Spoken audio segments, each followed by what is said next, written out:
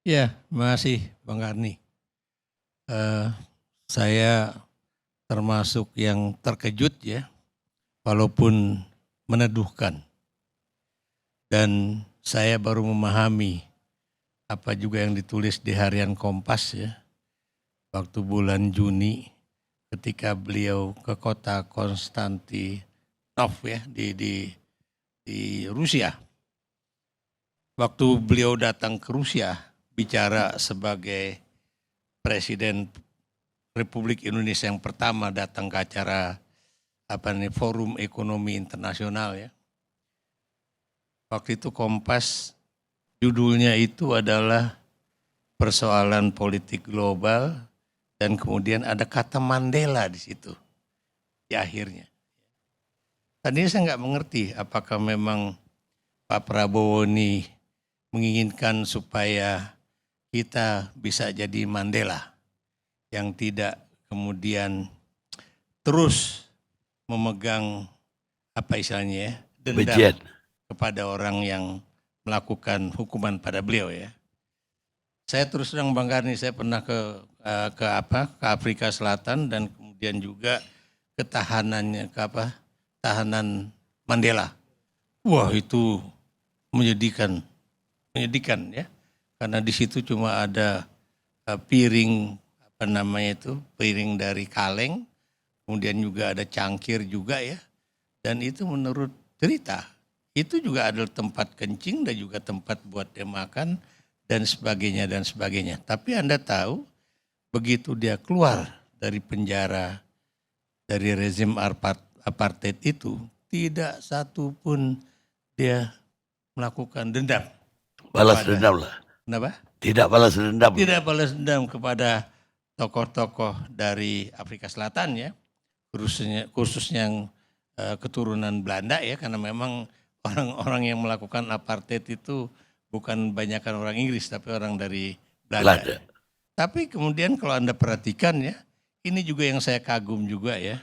Di Afrika Selatan itu museum mengenai apartheid, museum mengenai kekejaman orang kulit putih pada masa lalu, itu jadi museum Pak Bang Karni ya. Ini agak beda dengan kita, seakan-akan kayak misalnya kalau kasus misalnya di Pulau Buru ataupun di tempat-tempat tahanan yang Anda tahu lah ya, kayak seperti Gulag Archipelago ya, itu enggak ada di Indonesia. Tapi di Afrika Selatan justru menjadi bahan untuk turisme ya. Bagus ya. Nah, itu satu hal ya. Ternyata saya juga baru lihat, oh rupanya ini yang diinikan oleh Pak Prabowo. Dan yang juga yang membuat saya terus terang tadi saya gregetan dengan Pak Prabowo ya. Kenapa? Pasti Bang Ruhut tahu lah ya, apa komentar-komentar orang terhadap beliau ya. Omon-omon terus ya. Ngomong bahwa korupsi akan dihabisi, kemudian hukum akan ditegakkan, tapi nggak pernah terjadi. Dengan adanya peristiwa kemarin Bang, itu berubah, kemudian saya memahami.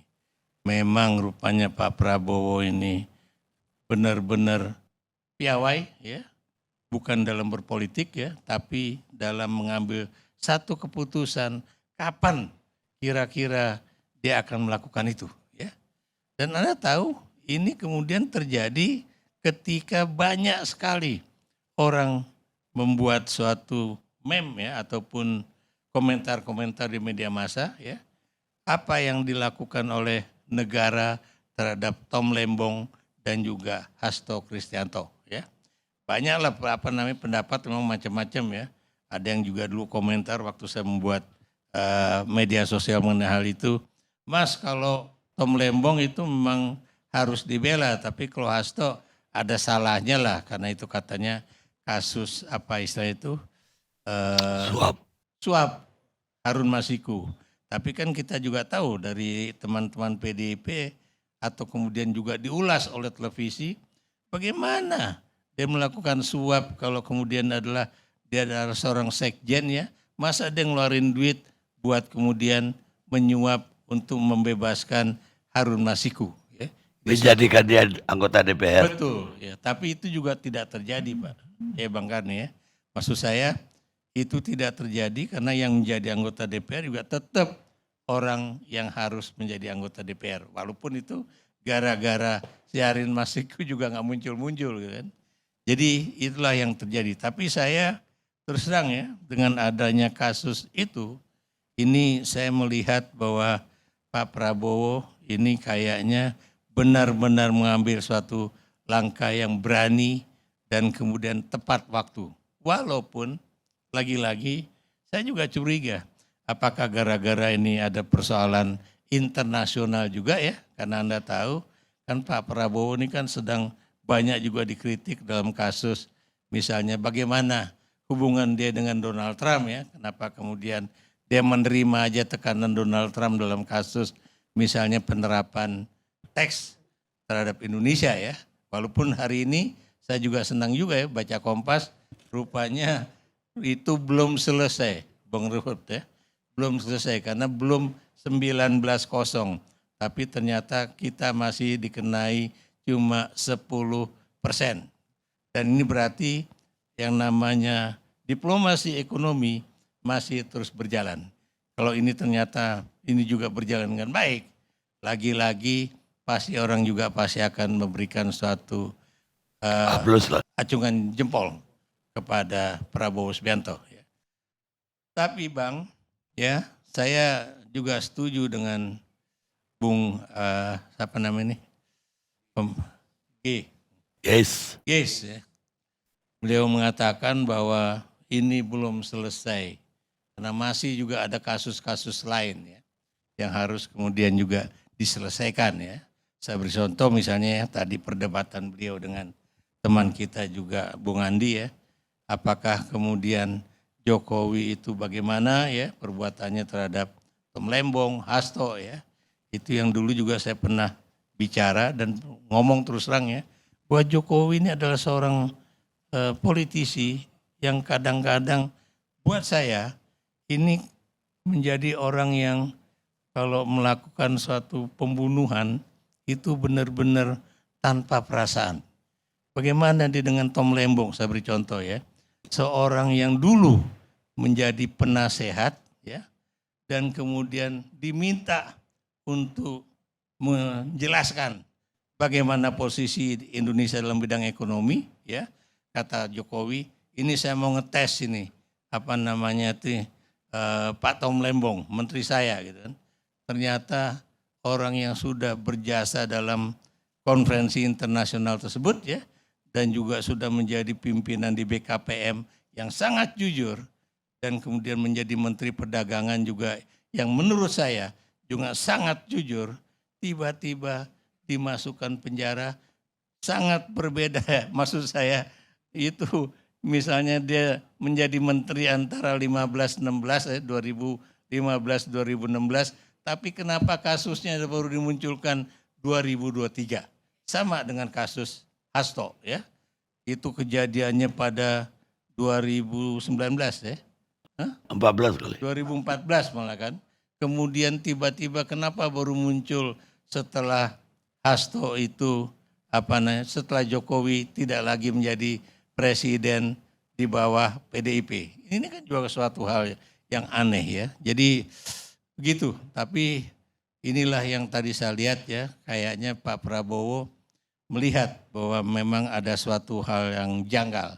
Dan saya juga angkat topi ya, maaf Bang Ruhut ya, terhadap Presiden SBY ya, yang kemudian kemarin dalam kuliah peradaban ya, itu kemudian juga menyentil lagi menjadi penguasa itu janganlah menjadi seorang seperti penguasa absolut ya, seperti yang terjadi di Perancis sebelum terjadinya peristiwa Bastille.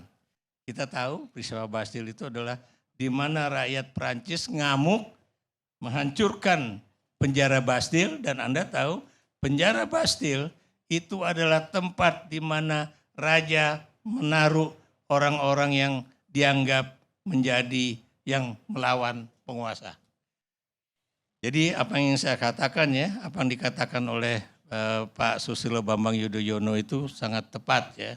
Jangan sampai kita kemudian menggunakan kekuasaan kita dengan sewenang-wenang ya. Karena seperti katakan oleh Pak SBY ya, power tends to corrupt.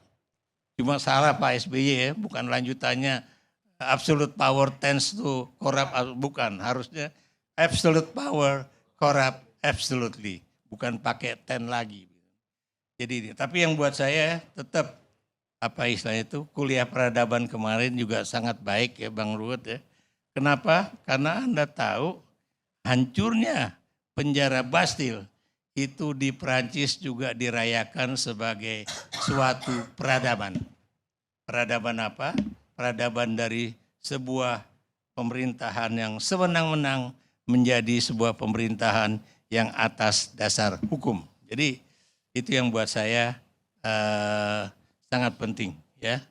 Dan apa yang diingatkan oleh Presiden SBY itu adalah suatu hal juga mungkin menyebabkan Pak Prabowo itu berpikir-pikir bagaimana bertindak agar dia bisa menjadi orang yang mengambil keputusan dalam bidang politik ya yang terkait dengan hukum tersebut. Ya gitu aja Bang Karni.